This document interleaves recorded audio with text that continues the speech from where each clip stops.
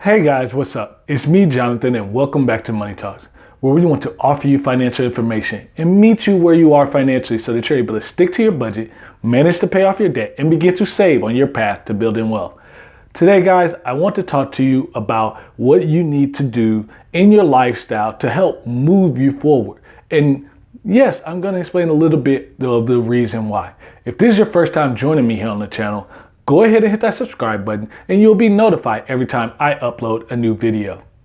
So today, guys, I want to talk to you about understanding in this wealth journey, with you being the first person to really go down this path, what you need to do and also what you need to understand.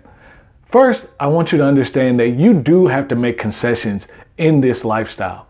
You have to make concessions in your lifestyle, meaning you may not drive the fancy car right away.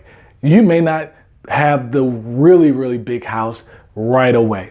If you ever, and I encourage you to read a lot of the Millionaire Next Door, the Next Million Next Door book, Chris Hogan's Everyday Millionaire.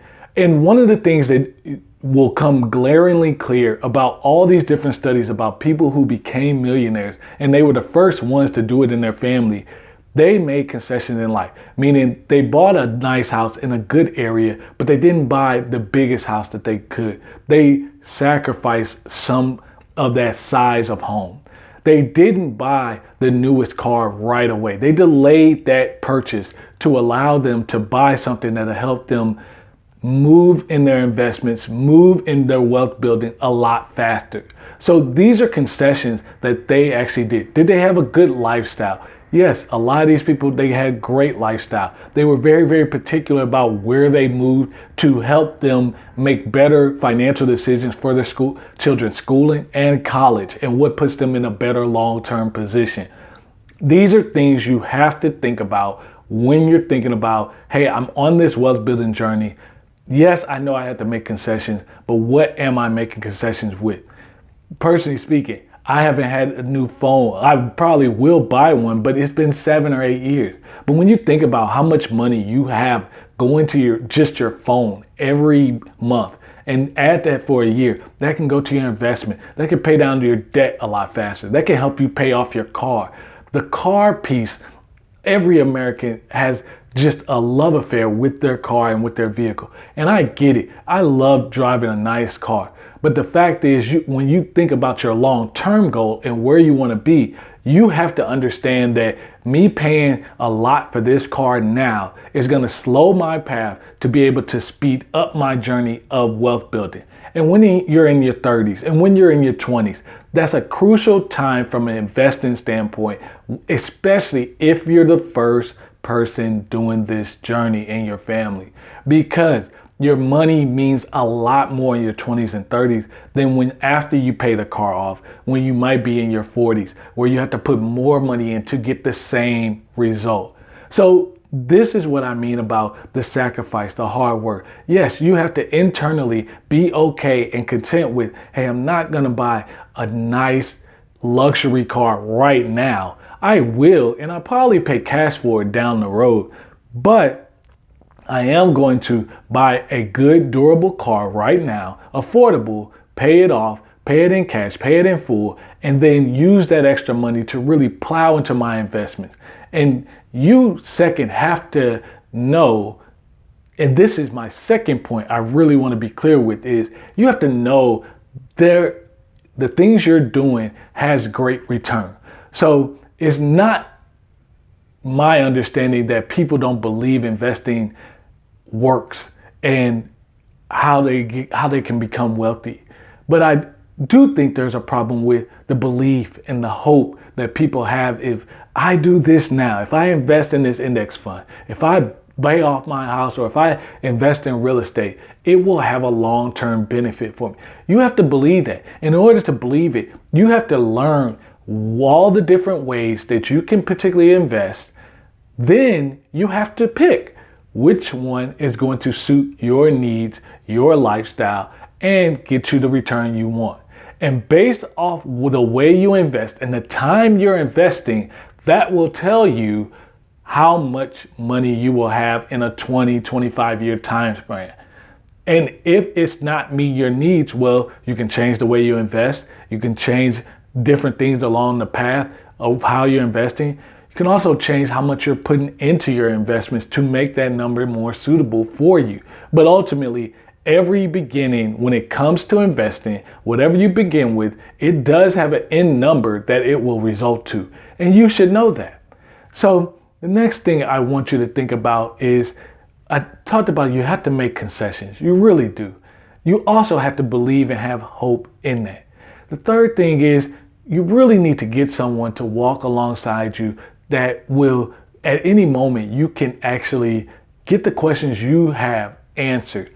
You can't be afraid of that, because if you have a financial advisor, if you have a financial coach, something of that nature, someone with that expertise to help you really take hold and really streamline and be efficient with your investing journey, that will help you to understand the things you don't know.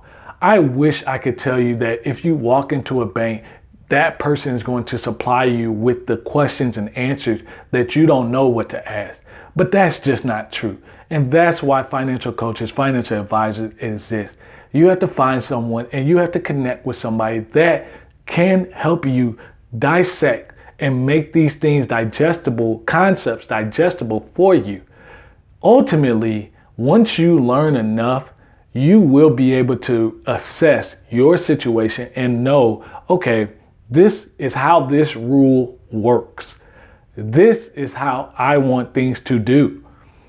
So I can apply this rule and I'll get this result and make up that conscious. Personally speaking, I always like to say I have people in my corner because I want to focus my wealth building piece, the energy that I'm producing, on the work and generating the income. So, but it does take work to make sure you have the correct risk in place as far as will, trust, insurance, term life, long-term care insurance, even umbrella policy as your wealth builds, term life insurance. Those things are important, as well as having an accountant to help you really manage and effectively understand all the rules that are going on that you can apply to your situation. So you not only know what you're spending money on, but knowing the how to spend your money so that you can get credit for it on the back end and save you more money. Ultimately, when you look at this wealth journey, you have to understand that it does take a lot of work. And some of the things you may have skills in and some of the things you may not have skills in. And whatever the case may be, there are plenty of people that became millionaires and didn't have financial advisors. But in every case, whether a person's a millionaire or whether they have a couple 100,000 or whether they just starting out, everyone needs some form of advice and support along the way.